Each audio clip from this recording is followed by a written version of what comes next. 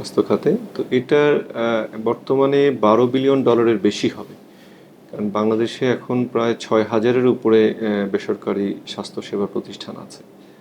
আর বিনিয়োগে লাভের কথা যদি বলেন, যে কোনো ব্যবসায় বিনিয়োগই লাভজনক। তবে স্বাস্থ্য খাত অবশ্যই একটি লাভজনক খাত, কারণ আমাদের দেশে 18 কোটি মানুষ। তবে আমি লাভটাকে দেখব দুভাগে।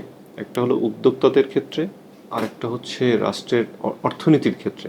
কারণ এখানে হিউজ কর্মসংস্থান, একটা বড় ইনফ্রাস্ট্রাকচার লাগে, অনেক ইনস্ট্রুমেন্ট ইকুইপমেন্টের প্রয়োজন হয়, প্রচুর কনজিউমেবলস, ইভেন ব্যাকওয়ার্ড লিঙ্কেজ ফার্মাসিউটিক্যাল কোম্পানিগুলো এখানে একটা বড় এফোর্ট এবং ইম্পোর্ট দিচ্ছে, তাদের একটা বড় ইনভেস্টমেন্ট আছে।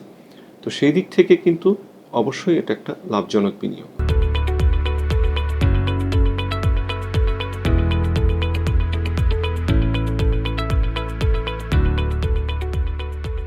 আমাদের তো সরকারের কাছে প্রত্যাশা অনেক, কারণ স্বাস্থ্য খাত এটা কিন্তু একটা মানবিক সেবা। সেই সেবাতে আমরা মানে খুব দুঃখের সাথেই বলবো যে অন্য ইন্ডাস্ট্রি যে ফ্যাসিলিটিসগুলো পায়, স্বাস্থ্য খাত কিন্তু এই ফ্যাসিলিটিসটা পায় না।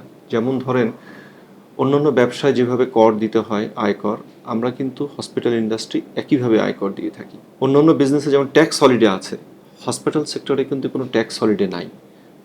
ইভেন এখানে যে সমস্ত ইনস্ট্রুমেন্ট ইকুইপমেন্ট ব্যবহার হয়, এগুলো লাইফ সেভিং। এটার যে ডিউটিগুলো কিন্তু উচ্চমাত্রায়। তো আমরা সেক্ষেত্রে সরকারের কাছে আশা করি যেন এই বিষয়গুলো এই বাজেটে একটু লক্ষ্য রাখা হয়।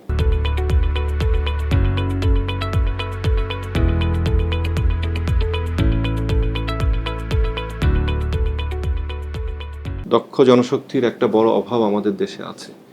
আমাদের দেশে অনেক মেডিকেল কলেজ আছে, ভালো ডাক্তার বেরোচ্ছে এখান থেকে, কিন্তু চিকিৎসা সেবায় যে আরও অন্যান্য প্রফেশন যেগুলো প্রয়োজন জনবলের ক্ষেত্রে, যেমন নার্স, আপনার physiotherapist, dietician, technologist, technician, lab scientist, microbiologist, phlebotomist, biomedical engineer, এগুলো কিন্তু ওতপ্রোতভাবে জড়িত এই সেবার সঙ্গে। এই ধরনের যে পেশাগুলোর কথা আমি বললাম, তাদের উন্নত শিক্ষা বা উন্নত প্রশিক্ষণের জন্য কিন্তু তেমন কোনো ইনস্টিটিউট বা শিক্ষা প্রতিষ্ঠান বাংলাদেশে এখনও হয়ে ওঠেনি।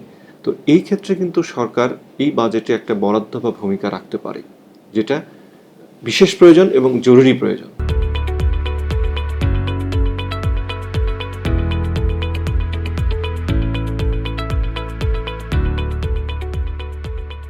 রোডম্যাপ তো অবশ্যই করা যায়। প্রথম রোডম্যাপ আমরা এভাবে বলতে পারি যে বিশ্বের উন্নত দেশগুলো যে পদ্ধতিতে, যে প্রযুক্তিতে, যে মানে স্বাস্থ্যসেবা দিচ্ছে, সেই পদ্ধতি, প্রযুক্তি বা মান যদি আমরা আমাদের দেশে চালু করতে পারি, তাহলে এটা সম্ভব। এটাই রোডম্যাপ। আমাদের দেশের স্বাস্থ্যসেবা কিন্তু এখন অনেক ভালো। বিশেষায়িত চিকিৎসা, স্পেশালি ক্যান্সার, কিডনি, কার্ডিয়াক, এগুলো কিন্তু যথেষ্ট ভালো চিকিৎসা আমাদের দেশে হচ্ছে। এখন বিদেশে কিন্তু যাওয়ার খুব বেশি প্রয়োজন নাই। প্রয়োজন হতে পারে কয়েকটা বিশেষ ক্ষেত্রে, কারণ প্রযুক্তির উন্নয়নের তো শেষ নেই। হয়তো কিছু বিশেষ ক্ষেত্রে কিছু প্রযুক্তি আমাদের নাই, সেগুলোর জন্য হয়তো বিদেশে যেতে হতে পারে। বাকিগুলোর জন্য কিন্তু প্রয়োজন নেই। আমাদের দেশে যে অবস্থায় আছে, আমরা যে অবস্থায় আছি, আমরা চিকিৎসক যদি বলি, যন্ত্রপাতি বলি, এখন অনেক উন্নত মানের। শুধুমাত্র আমাদের পদ্ধতি, মানের উন্নয়ন, এই ব্যবস্থাটা করলেই চলে।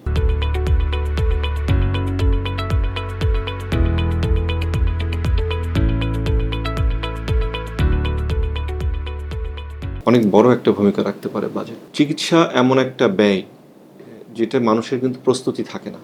আমি যদি বিনোদনের জন্য কোথাও যাই, তাহলে একটা প্রস্তুতি থাকে 3 মাস বা 6 মাসের জন্য। কিন্তু এমন জরুরি কিছু প্রয়োজন পড়ে, এমার্জেন্সি হয়ে যায়, তখন মানুষের হাতে কিন্তু অর্থ থাকে না। তো এই ব্যয়টা কিন্তু বেয়ার করা সম্ভব হয় না, বিশেষ করে মধ্যবিত্ত বা নিম্ন মধ্যবিত্ত। উন্নত বিশ্বে যেটা আছে, ইন্স্যুরেন্স, হেলথ ইন্স্যুরেন্স একটা বড় ভূমিকা রাখে এই ক্ষেত্রে। আমাদের দেশে কিন্তু ইন্স্যুরেন্স সিস্টেমটা নাই। তো এই ক্ষেত্রে বেসরকারি উদ্যোগ তো বটেই, বাট সরকারকে প্রথম ভূমিকাটা নিতে হবে। স্বাস্থ্য হেলথ ইন্স্যুরেন্সের ব্যবস্থাটা যদি করা যায়, তো এই সমস্যাটার অনেকটাই সমাধান করা সম্ভব।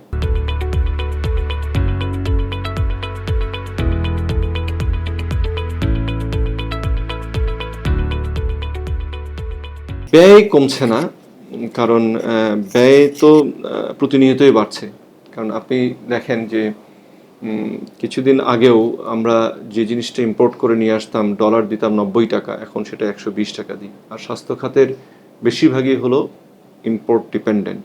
সেই ক্ষেত্রে ব্যয় কমেছে বলবো না, তবে ভোগান্তি কমেছে কারণ এখন উপজেলা পর্যায়েও কিন্তু ভালো স্বাস্থ্যসেবা পাওয়া যায় সরকারি বা বেসরকারি পর্যায়ে, যেটা হয়তো একসময় জেলা শহর বা আরও বড় শহরগুলো আসতে হতো।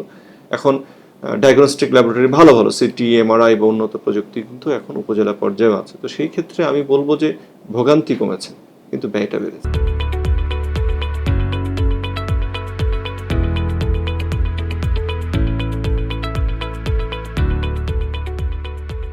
এর আগে আপনাকে বলেছি যে আমরা কিন্তু খুব বেশি পিছিয়ে নেই।